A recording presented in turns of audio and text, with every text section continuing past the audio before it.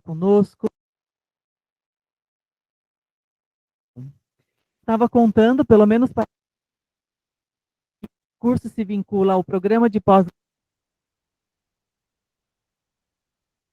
de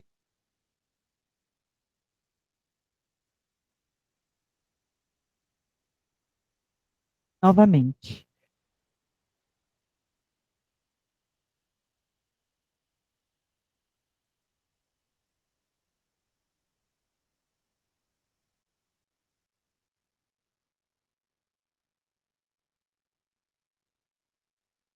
Paulista de Medicina, aqui da Universidade Federal de São Paulo.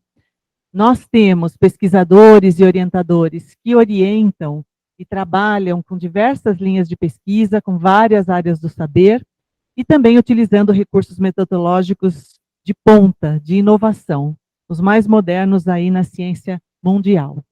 Esses orientadores e pesquisadores, eles têm destaque nacional e internacional, produzindo, de fato, grandes publicações que têm tido um alto impacto na comunidade científica nacional e internacional.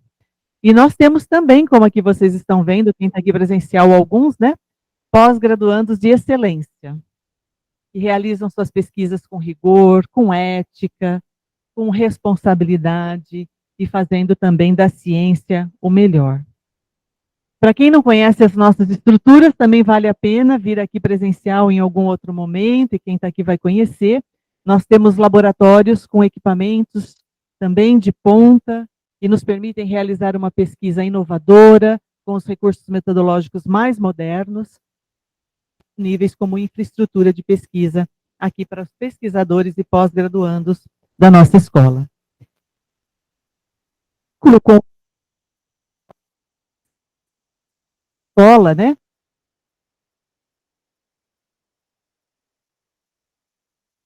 Departamento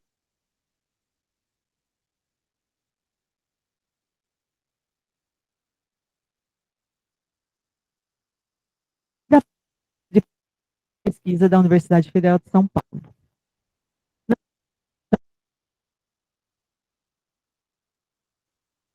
Desse evento, é melhor combinar um a um, não?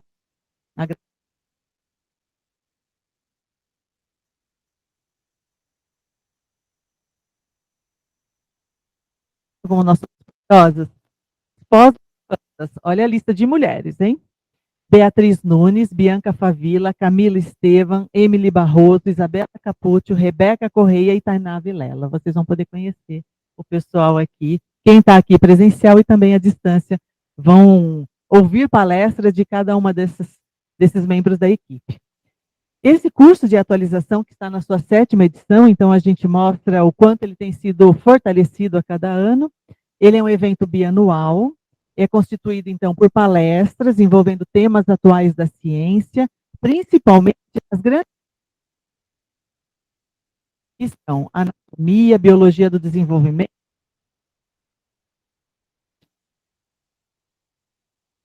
por alunos do nosso programa, professores do nosso programa, convidados externos, e tem a proposta de aproximar todos vocês dessa ciência que está sendo produzida na nossa instituição. Então, é um momento para interação, para se interessar por assuntos, métodos, dialogar, aproximar instituições, esse é o nosso papel. Aulas teóricas para quem está aqui à distância e aulas práticas para quem está participando aqui presencialmente. Então, para nós é um grande prazer ter todos vocês, sejam bem-vindos, ficamos à disposição. Também se comunique conosco, nossos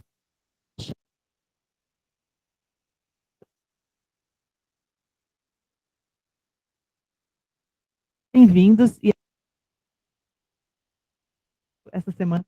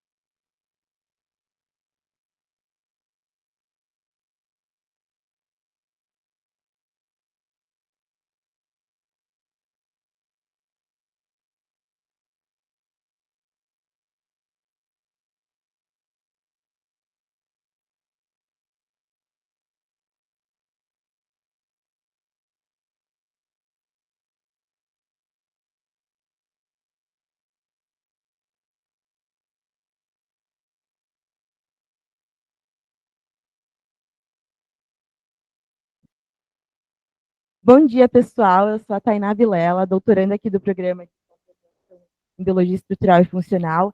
E como a professora Isabel Sessi comentou, estamos muito felizes com vocês que estão nos assistindo online e aqui presencial, nesse curso que vai ter duração de uma semana. Então, vamos dar início à nossa primeira palestra com a mestranda Isabela Capucho, que vai ministrar Histologia do Sistema Músculo. Isabela, a palavra é toda sua.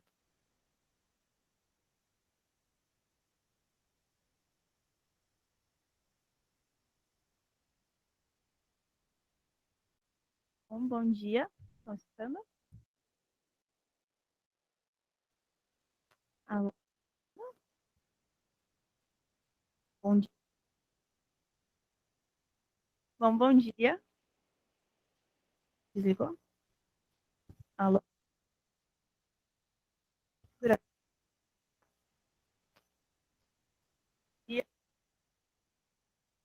Ela, como a Tainá já me apresentou, eu sou bióloga, sou formada aqui na Unifesp e faço, então, mestrado aqui no programa de pós-graduação em Biologia Estrutural.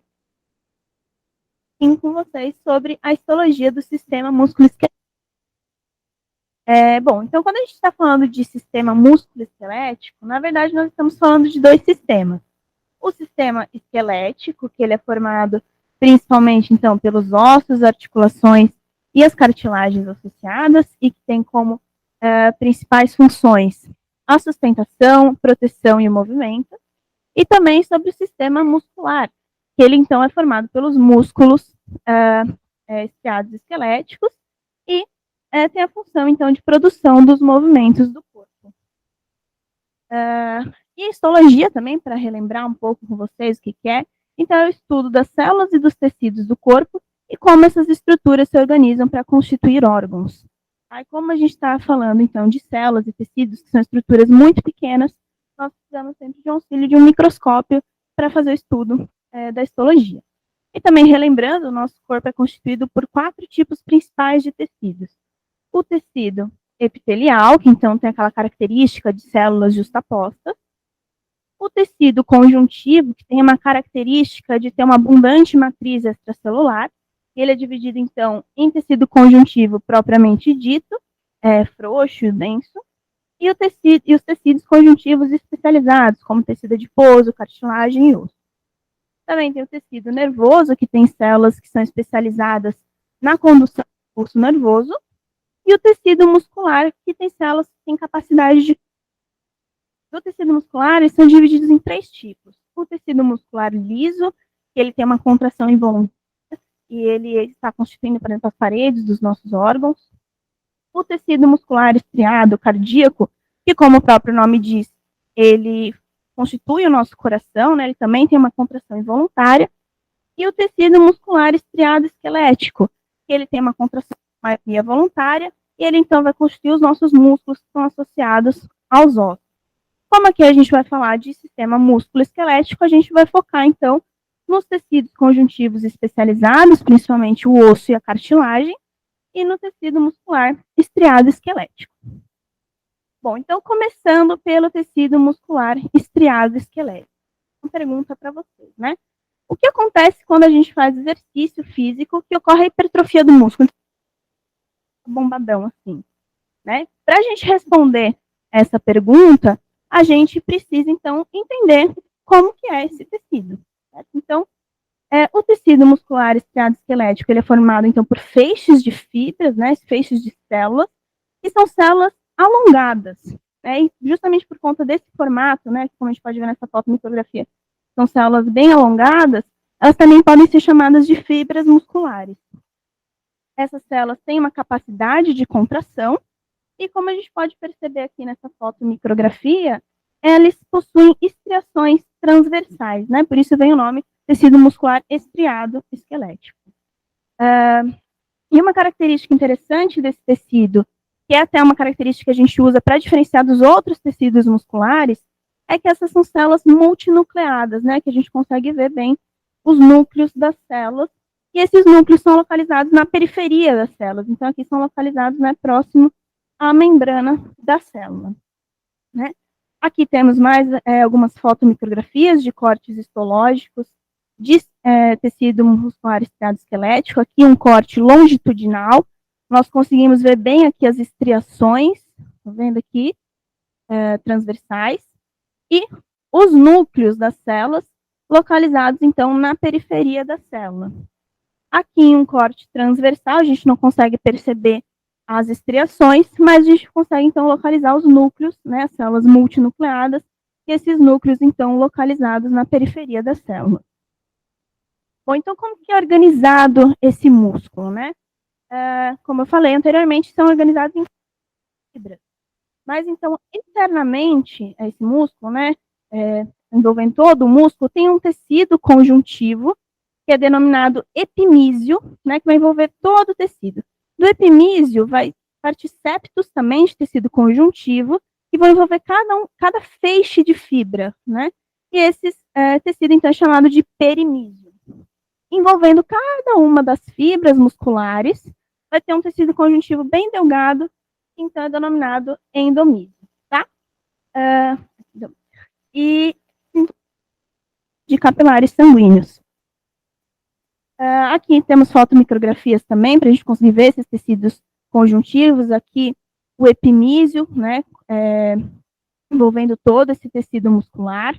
Daqui também partindo septos, né, que é o perimísio. Aqui, no maior aumento, a gente consegue ver bem o perimísio, envolvendo esse feixe de fibras musculares. E aqui, envolvendo cada uma das fibras, né, esse tecido conjuntivo bem delgado, então, o endomísio. Bom, então, como eu falei para vocês, o tecido muscular estriado ter, então, estriações transversais, que são, então, essa diferenciação entre bandas, né, faixas claras e escuras. Né? Aqui a gente tem uma fotomicrografia, que a gente consegue ver, e aqui uma eletromicrografia, né, de microscopia eletrônica, que é o núcleo da célula, tá? Então, a gente consegue ver bem essas estriações. E essas bandas escuras, elas são denominadas, então, banda A. Consegue ver. Porque na microscopia de luz polarizada, elas se apresentam anisotrópicas, daí vem o nome banda A. A banda clara, então, é chamada de banda I, né? Porque na luz polarizada, elas se apresentam isotrópicas, daí vem o nome. No centro, então, de cada banda I, tem uma linha um pouco mais escura, que é, então, denominado disco D, certo?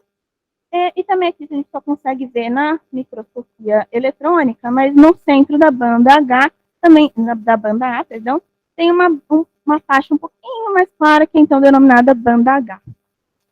E entre um disco Z e outro disco Z é então chamado de sarcômero. Então é a unidade funcional do músculo. Então o sarcômero ele vai compreender metade de uma banda I, uma banda A inteira e metade de outra banda I. Certo? Então, retomando, né? Esse músculo, ele vai ser formado, então, por feixes de fibras. E essas fibras, então, elas vão ser constituídas por várias miofibrilas, que são repetições desses sarcômeros, então. Então, quando essas miofibrilas se alinham, os sarcômeros ficam aliados, e aí vem aquele padrão de bandeamento que a gente viu nas fotomicrografias anteriores. Mas aí, o que são, então, esses sarcômeros, né? Eles são organizações de miofilamentos, né? Então, miofilamentos finos, que são miofilamentos de actina, e miofilamentos grossos, que são miofilamentos de miosina. Então, eles vão se intercalando, né? Intercalando miofilamento fino e grosso. Aqui, então, o miofilamento fino ele vai se ancorar no disco Z, onde vai ter só miofilamento fino, é onde vai ser a banda clara. Onde vai intercalar, né? Sobrepor os miofilamentos grossos e os finos, vai vir a banda escura. Quando só tem miofilamento grosso, fica um pouquinho mais claro, banda H.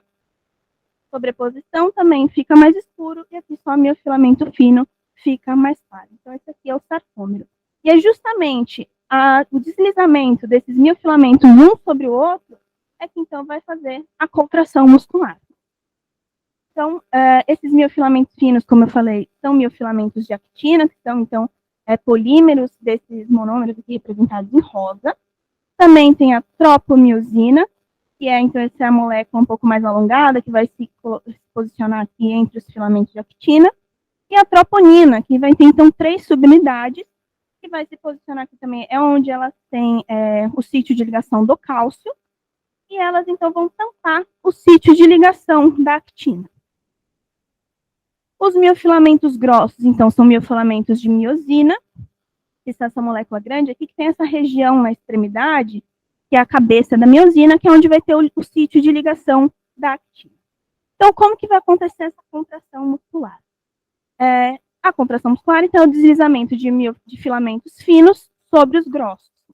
Então, quando chega um impulso nervoso de contração muscular na célula, vai ter a liberação de cálcio, que aqui nesse esqueminha está representado por essa bolinha amarela.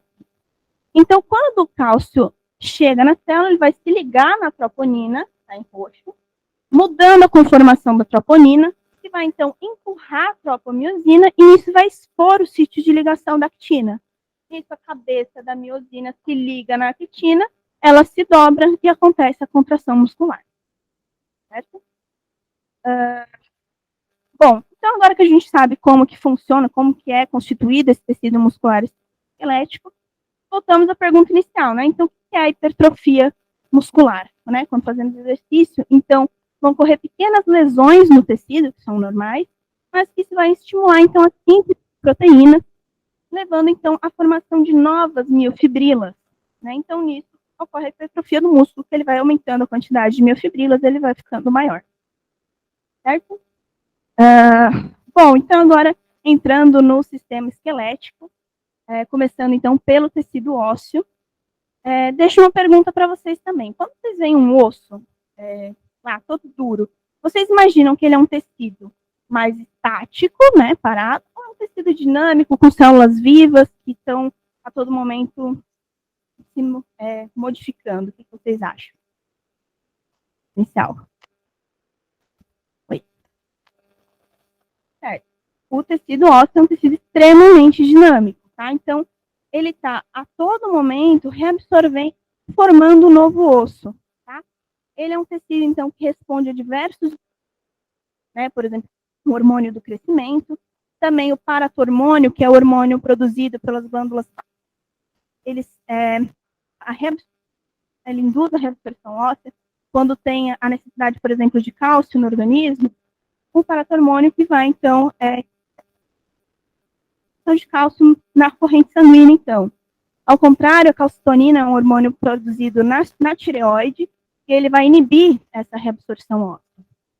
Também os hormônios sexuais são muito importantes, em especial o estrógeno, que ele é um hormônio extremamente...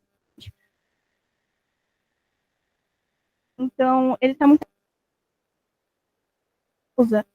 Ocorre a diminuição desse hormônio estrogênio, está muito associado a doenças, por exemplo, osteoporose, certo? Porque o osso começa a reabsorver, então fica com o osso poroso.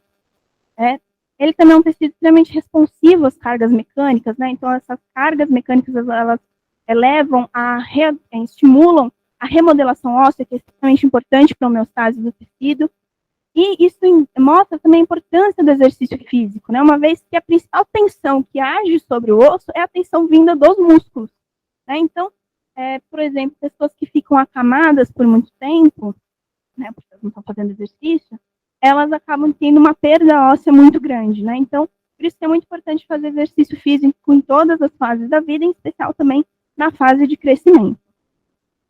Isso tudo, né, é capaz por conta da constituição desse tecido ósseo. Então, vamos falar um pouquinho dele aqui, né? Ele é um tipo especializado de tecido conjuntivo, certo? Então, ele é caracterizado por uma abundante matriz extracelular.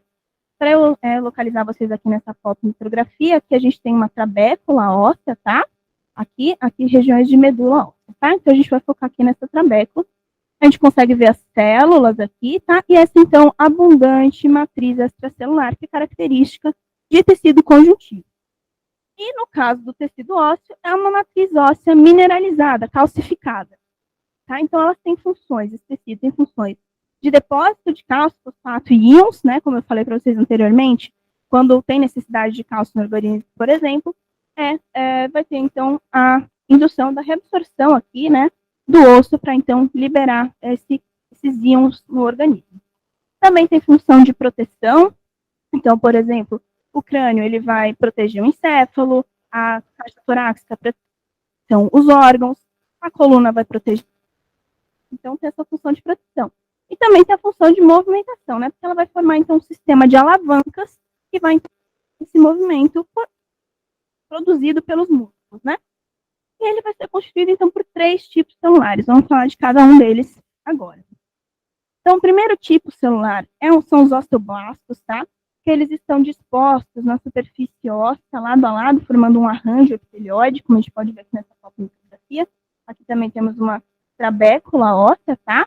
Aqui a gente, então, vê na superfície óssea esses osteoblastos posicionados lado a lado. E eles são responsáveis, então, pela síntese da parte orgânica da matriz.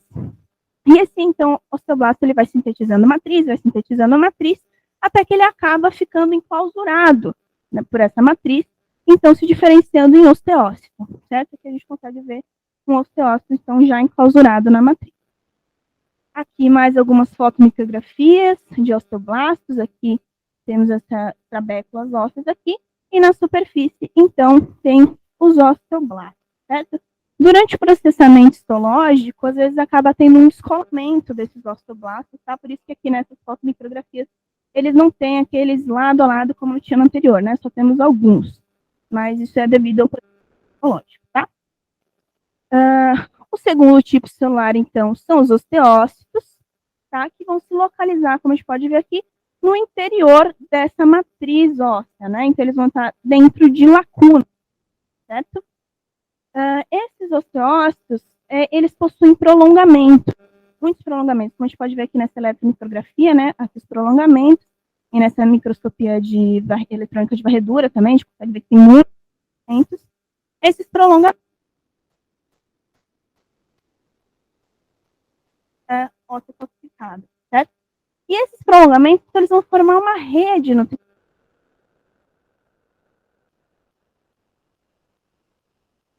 osteócito, formando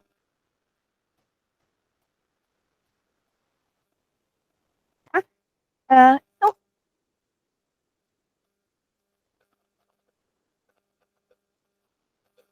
beira ele, certo? Aqui também temos mais algumas fotomicrografias, também de osso, né, trabéculas ósseas aqui, que a gente pode ver bem, então, esses osteócitos dentro das lacunas, certo? E o terceiro, que são, então, células gigantes multinucleadas, como a gente consegue ver bem aqui nessa fotomicrografia. Elas são superfície óssea, tá? Como os osteoblastos. E elas, então, são responsáveis pela reabsorção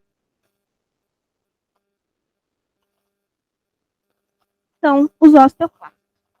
Mas, então, como que ocorre essa reabsorção? Aqui a gente tem um esqueminha dessa reabsorção. Então, a parte ativa dos osteoclastos, ela vai estar em contato com a superfície óssea, tá? Tem essa região aqui, que é a chamada zona clara, que ela vai fazer uma vedação dessa para que seja reabsorvida apenas, certo? Também tem essa região que tem invaginações aqui da célula, que é para aumentar esse espaço. Então, esse osteoclasto vai liberar uma série de enzimas que vão, então, degradar os cristais de cálcio, que vão degradar a parte orgânica, também fazendo, então, que ocorra a liberação dos íons para a corrente sanguínea. Aqui temos mais 2 fotomicrografias também de osteoclastos. Isso aqui é uma técnica histoquímica, que ela vai marcar a fosfatase ácida resistente ao tartarato, por isso que ele está marcado aqui em vermelho, né? Aqui a gente consegue ver bem esses osteoclastos com células gigantes, multinucleadas. Essa técnica é bem legal para ver osteoclastos.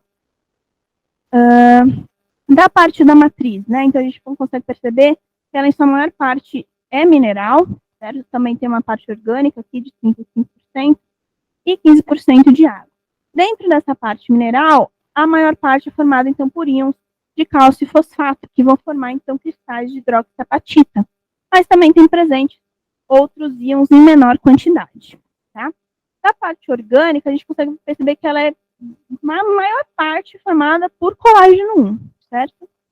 É quase que totalmente, né? 85% colágeno 1.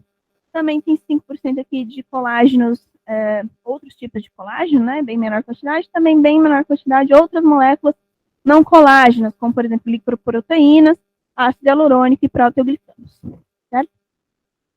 Então, retorno do ósseo, ele é formado, então, por essa matriz extracelular abundante, que é utilizada pelos osteoblastos, que então são células de superfície da matriz, pelos osteócitos, que então vão formar essa rede, né, no tecido ósseo, e pelos osteoclastos, que são responsáveis dessa matriz, né? Então, é justamente o balanço entre a produção de matriz pelos osteoblastos e a reabsorção pelos osteoclastos, então, vai levar ao tecido, né? Então, o osso, ele está o tempo todo. Então, justamente produção de matriz por osteoblastos, reabsorção por osteoclastos e nova produção, certo? Isso é extremamente importante para o tecido. Bom, e para finalizar a parte ético, então, um pouquinho do tecido cartilaginoso. Quando a gente fala de articulações, na verdade, a gente está falando de uma série de estruturas, né, que são por permitir esse movimento. Mas o que a gente vai focar aqui, então, é nessa cartilagem aqui, ó, que é a cartilagem articular, que é a cartilagem, então, que reveste a superfície dos ossos longos, tá? Permitindo, então, esse deslizamento dos ossos, tá? Um sobre o outro. É um movimento, então, um deslizamento sem atrito. Então, o tecido cartilaginoso, ele também é um tipo especializado de tecido conjuntivo, então aqui a gente também consegue ver nessa foto micrografia essa abundante matriz extracelular, né? Ele é um tecido avascular, então tem, tá? Existem 3 tipos de cartilagem. A cartilagem hialina do corpo, ele tem uma característica interessante, que ele tem um tecido conjuntivo que cartilagem hialina, ele é chamado de pericôndrio, pela nutrição desse tecido, também pelo crescimento, tá? A cartilagem elástica, ela é muito parecida com a cartilagem hialina, tem um pouco mais de fibras elásticas na matriz, e ela constitui, por exemplo, a nossa orelha, tá? Está presente na orelha. E a fibrocartilagem, ou cartilagem fibrosa, ela está presente, então, nos discos intervertebrais da coluna. A cartilagem articular, que é a que a gente vai focar aqui, ela é um tipo de cartilagem hialina. Só que a diferença dela é que ela não tem esse tecido conjuntivo, ela não tem o pericôndrio, tá? Mas ela é um tipo de cartilagem hialina, vamos focar um pouquinho nela. Então, essa cartilagem é constituída por células, que são chamadas condrócitos, aqui a gente consegue ver, né? No meio, eles ficam dentro da matriz extracelular, dentro de lacunas aqui, certo? E essas células, elas podem se dividir, né? E quando, então, 2 ou mais condrócitos estão dentro da mesma lacuna, eles são chamados de grupos isógenos, ou clones de condrócitos, né? Eles são responsáveis pela síntese da matriz cartilaginosa e também são células mecanosensoras, então elas também conseguem perceber estímulos externos e, através do processo de mecanotransdução, responder a esses estímulos. Aqui mais algumas fotomicrografias aqui de cartilagem articular, né, a matriz extracelular abundante, aqui os condrócitos nessas setas azuis, certo? E aqui grupos isógenos nessas setas laranja. Então, a cartilagem articular, como eu falei, essa cartilagem vai recobrir a superfície dos ossos longos, né? Aqui a gente tem uma fotomicrografia de um osso fêmur distal, então é a região do joelho, tá? Que é um fêmur de rata.